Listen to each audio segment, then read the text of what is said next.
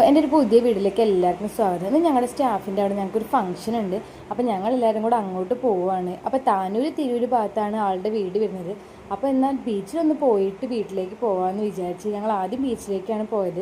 അപ്പോൾ ബീച്ചിനടുത്തുള്ള വീടുകളിലൊക്കെ നന്നായിട്ട് വെള്ളം കയറിയിട്ടൊക്കെ ഉണ്ടായിരുന്നു. അങ്ങനെ ഞങ്ങൾ ബീച്ചിലെത്തി. തൂവൽ തീരം ബീച്ചിലാണ് പോയത്. അപ്പോൾ നമ്മൾ ബീച്ചിലെത്തുമ്പോൾ തന്നെ നമുക്ക് ഇങ്ങനൊരു കവാടം കാണാൻ പറ്റും.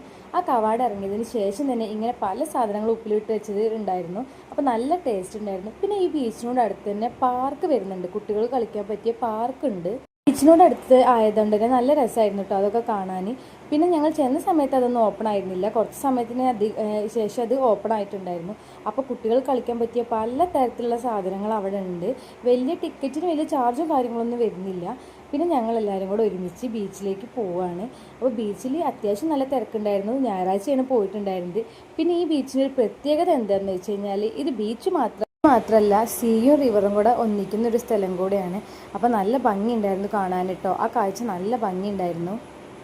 അപ്പോൾ നല്ല രസമുണ്ടായിരുന്നു. പാലത്തിന് മുകളിൽ ഒരുപാട് പേര് നിന്നിട്ട് നോക്കുന്നുണ്ടായിരുന്നു. നല്ല ഭംഗിയുണ്ടായിരുന്നു കേട്ടോ. നല്ലൊരു അറ്റ്മോസ്ഫിയർ കാര്യങ്ങളൊക്കെ ആയിരുന്നു. നല്ല കാലാവസ്ഥ ആയതുകൊണ്ട് തന്നെ ഞങ്ങൾക്ക് ഒരു പ്രശ്നവും പറ്റിയിട്ടുണ്ടായിരുന്നില്ല. പിന്നെ അവിടെ മീൻ പിടിക്കുന്നുണ്ടായിരുന്നു കേട്ടോ. ഒരുപാട് പേര് അവിടെ മീൻ പിടിക്കുന്നുണ്ടായിരുന്നു. ചിലപ്പോൾ വലയിലൊന്നും ഇല്ലെങ്കിൽ പോലും അവരുടെ ശ്രമം വേണ്ടാന്ന് വെച്ചിട്ടുണ്ടായിരുന്നില്ല. വീണ്ടും വീണ്ടും അവർ പിടിച്ചുകൊണ്ടിരുന്നിട്ടുണ്ടായിരുന്നു. അത് കഴിഞ്ഞ് പിന്നെ അവർ ട്രെയിനിൽ കയറിയിട്ടുണ്ടായിരുന്നു. ട്രെയിനിൽ നമുക്ക് ചാർജ് വരുന്നത് കുട്ടികൾക്ക് മാത്രം ചാർജ് മതി. ഒരാൾക്ക് അമ്മയ്ക്ക് ആർക്കെങ്കിലും ഒരാൾക്ക് നമുക്ക് ഒപ്പം കയറാം. അതിന് ചാർജ് വേണ്ട ആവശ്യമില്ല. പിന്നെ ഞങ്ങൾ കുറേ ഫോട്ടോസും വീഡിയോസൊക്കെ എടുത്തിട്ടുണ്ടായിരുന്നു. അത് പിന്നെ എവിടെ ചെന്നാലും അങ്ങനെ തന്നെയാണല്ലോ.